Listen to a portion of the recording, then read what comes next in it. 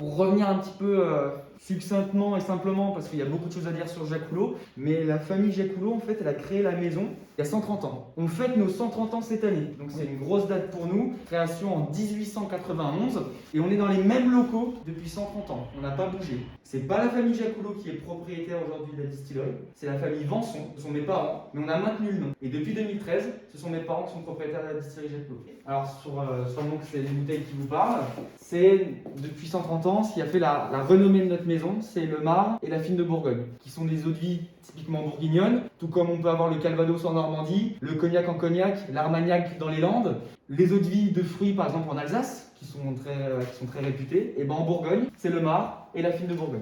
On va décliner ensuite sous différentes appellations, avec différents élevages. C'est un peu votre grappa en fait en Italie. C'est à peu près la même chose. Hein. Hop, on va pouvoir revenir un petit peu. Donc nous, voilà. Pour vous faire un petit rappel sur les mares et les fines de Bourgogne, je vous fais un rappel, après sûrement vous connaissez très bien, mais Mar de Bourgogne, nous on distille la peau et les pépins du raisin, uniquement. Et comme je vous l'ai dit tout à l'heure, on a un alambic ambulant Côte de Beaune, Côte Chalonnaise, parce qu'on ne distille que du pinot noir. Malgré qu'on soit situé dans le Mâconnais, c'est pas le pinot noir. Je vais aller Côte de Beaune, Côte Chalonnaise pour aller distiller mes mares et mes fines de Bourgogne. Donc on distille que des pinots noirs extra égrappés, donc on a enlevé la rafle, qu'on ne distille pas, qui va apporter de l'amertume et de l'astringence, et nous ça on n'en veut pas. Pour la fine de Bourgogne, on va distiller la partie liquide, on distille les lits de vin. Mar de Bourgogne, partie solide, fine de Bourgogne, partie liquide. Et ensuite, on rapatrie tout ici après distillation et on le fait vieillir dans les caves. Donc là, vous avez une cave avec différents types de fûts. C'est tout l'art de Jaculo parce qu'on va sur des fûts classiques de 228 litres, à des fûts de 400 litres, à des fûts de 700 litres. On a même des foudres qui font 10 000 litres, qui sont des foudres de pré-assemblage qui ont été construits à même la distillerie. On en a 8. Ces fûts-là, c'est des fûts qui viennent des hospices de Beaune. Vous connaissez sûrement la vente des vins des hospices de Beaune. À la fin, il n'y a plus grand monde. Mais il y a des pièces de Mar et de fines de Bourgogne qui sont vendues aux enchères. Et nous, on est l'un des plus gros acquéreurs. On s'efforce en tout cas tous les ans d'être l'un des plus gros acquéreurs en pièces de Mar et en pièces de fines de Bourgogne. Et là, vous avez tout un pan de mur. Ça, c'est que des fûts des Mar ou de fines des hospices de Beaune. Et qui sont utilisés plusieurs fois, non? Une seule fois. Nous, on les utilise une seule fois. fois. Alors, sur des hospices de Beaune, c'est notre seule Mar qui, à ce jour, est millésimée. Sinon, on fait que des assemblages. C'est aussi tout l'art de Jaculo, c'est de faire des assemblages. Là, actuellement, par exemple, là, vous voyez, on a du millésime 2018, 2019. Après, quand on bouge un petit peu, on a du 2017 ici, du 2017, 2018. Et après, donc ça, c'est les plus jeunes. Et ensuite, quand on va dans l'autre cave, on a des plus âgés. Parce qu'aujourd'hui, les millésimes qu'on a en bouteille, c'est 2006 et 1999. Vous faites combien de litres par année? C'est super compliqué parce que notre métier primaire c'est distillateur, mais on est aussi liquoriste. En Mar de Bourgogne, on va dire que c'est 40 000 bouteilles à l'année. Sauf que on va de la 5 centilitres à la 6 litres. Donc c'est assez compliqué et on a plein de cuvées différentes. Donc là, vous avez encore des fûts de Mar et des fûts de fines avec des fûts qui sont jeunes ou beaucoup plus âgés. Ça, il y a certains fûts qui sont plus de 50 ans, plus de 60 ans et qu'on réutilise parce que tout l'art de Jaculo, c'est l'assemblage et c'est en fonction des années, en fonction des millésimes, en fonction des récoltes. Pendant 2-3 ans, on va le laisser dans un fût, puis on va le transvaser dans un autre fût pour lui apporter différents arômes. Le maître de chaise, c'est vraiment un artiste. C'est lui qui va vraiment faire tous ces assemblages-là pour avoir une cuvée le plus optimum possible. Nous, chez Jaculo, on a une chance ou une malchance, je ne sais pas comment on pourrait le situer. Vous connaissez la part des anges. Alors nous, on est dans une cave qui est semi-enterrée. Donc c'est pas ce qu'il y a de plus humide. Donc on n'a pas beaucoup de pertes en degrés d'alcool. Par contre, on a une perte en volume qui est très importante. Vous voyez là, chaque année, on en perd quand même pas mal. Contrairement à certaines caves qui sont très très humides, où là, la perte en degrés est très importante. Par contre, la perte en volume est beaucoup moins importante. Mais après, ça fait partie du jeu. Dès qu'on travaille avec des fûts, c'est vivant. Donc les anges viennent boire tranquillement tous les ans une certaine petite partie. Et ce qu'on aime aussi, c'est on est un peu des chimistes, parce qu'on fait des essais. Vous voyez, là, on a 2 fûts. C'est des fûts qui ont contenu auparavant du Xérès. Et en fait, on fait un petit peu comme la mode des whisky vieillis en fût de cognac, en fût d'Armagnac. Bah, nous, on le fait à l'inverse. C'est-à-dire qu'on apporte le savoir-faire de Jaculo, Mar et fines de Bourgogne, vieillis dans des fûts de quelque chose d'autre. C'est quel bois les...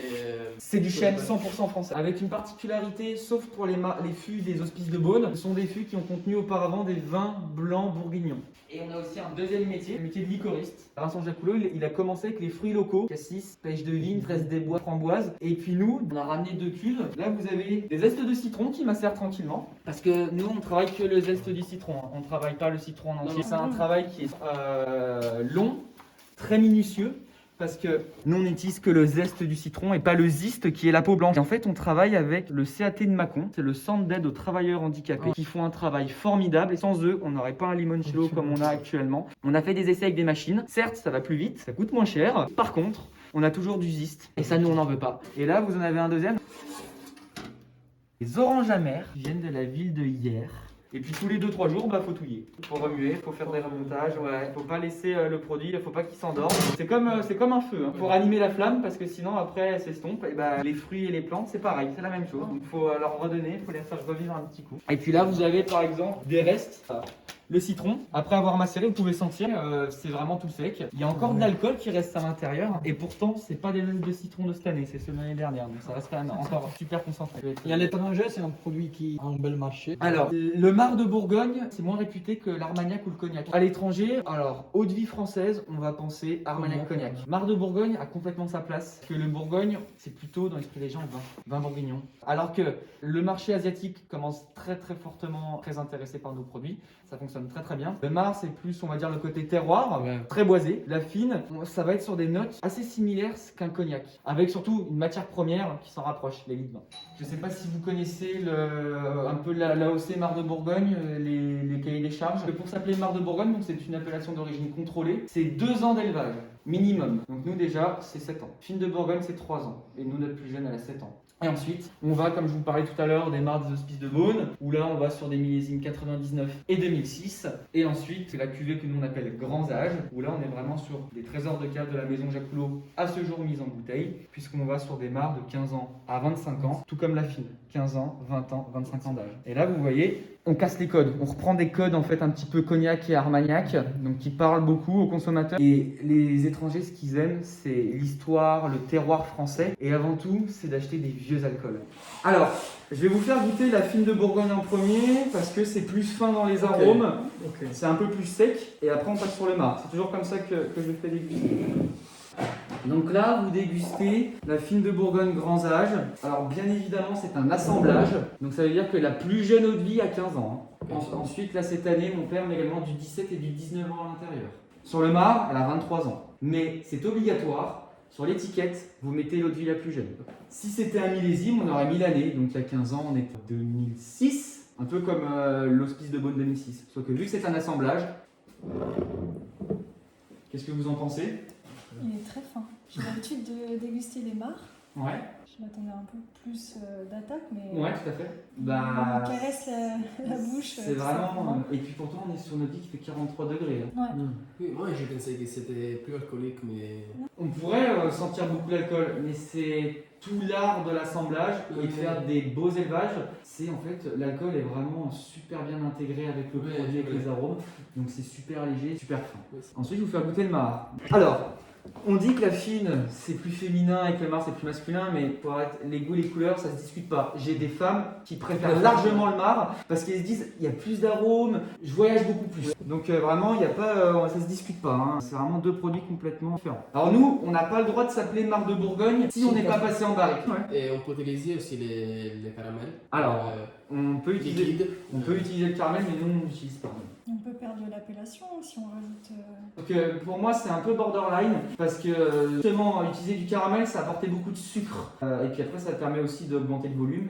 On a des produits qui, encore une fois, c'est sa vie. Donc c'est-à-dire que moi le 15 ans, peut-être que la prochaine cuvée qu'on l'on fera, elle sera peut-être un peu plus foncée. Parce qu'il y aura un fût, vu que c'est un assemblage, donc il y a différents types de fûts qui aura plus marqué l'eau de vie. Donc c'est pour ça que si vous me dites que j'ai toujours la même couleur toutes les années, c'est pas possible. Si vous la mettez au soleil toute la journée, elle va tourner. Pas de conservateur. On travaille des produits vivants. L'attaque en bouche, c'est beaucoup plus fort. C'est plus franc, c'est plus direct. Après, ça dépend aussi de l'occasion qu'on va le consommer. Mais moi, je peux dire une chose. Mais ça, on peut l'utiliser même, à mon avis, pour un apéro. Genre à la place d'un whisky. Complètement. Vous avez vu, hein, quand vous avez dégusté la fine, vous avez trouvé ça super fin, plutôt léger, pas trop agressif. Vraiment, l'apéritif, on peut très bien aller sans problème. Hein. Liqueur de bouchon, c'est une liqueur à base de Mar de Bourgogne. La réflexion, c'est de rajeunir aussi la clientèle et qui n'aime pas forcément les alcools secs. Donc du coup, en fait, on va travailler 3 Mars de Bourgogne différents. Le minimum de l'appellation, c'est 2 ans, pour lui apporter énormément de fruité, très boisé. Et ensuite, on travaille du 7 et du 8 ans pour lui apporter de la structure. Et donc, en fait, on a un marc de Bourgogne, pour faire simple, sucré. Et donc le bouchon, liqueur de marc de Bourgogne, donc on est à 23 degrés là. Des nuances un peu des caramels, des noms de chocolat, ça part. J'ai des pâtissiers qui travaillent le bouchon en pâtisserie avec un tiramisu par exemple, c'est excellent. Et puis après en cocktail très simple, bouchon, un tonic et un jus de citron, c'est vraiment. De toute façon pour moi ce genre de produit c'est fin de repas. En pâtisserie, en culinaire aussi comme on disait, et sinon cocktail. Il faut combien de sucre pour l'appeler liqueur ou crème? Une liqueur est moins sucrée, on est entre 100 à 200 grammes de sucre par litre d'alcool. Ok. La crème on est au-delà de 200 grammes, entre 200 et plus. Et puis voilà, alors ici on a une eau qui est très calcaire, malheureusement. On n'a pas de source proche, donc on utilise une eau à pH quasiment zéro. Alors on vient de découvrir un puits, alors on va faire le test de l'eau, parce que ça se peut qu'on puisse utiliser notre puits en fait. Parce qu'on a fait des travaux, on a découvert plein de choses, et donc du coup on a découvert un puits ici à Jacquelot, donc on a fait une demande pour faire le test de l'eau, son pH. Donc si en plus on a une source d'eau avec une eau qui apporte peu de goût, ce serait l'idéal, parce qu'on pourrait l'utiliser. Sinon on a un adoucisseur, c'est plus simple. Merci. Merci à vous pour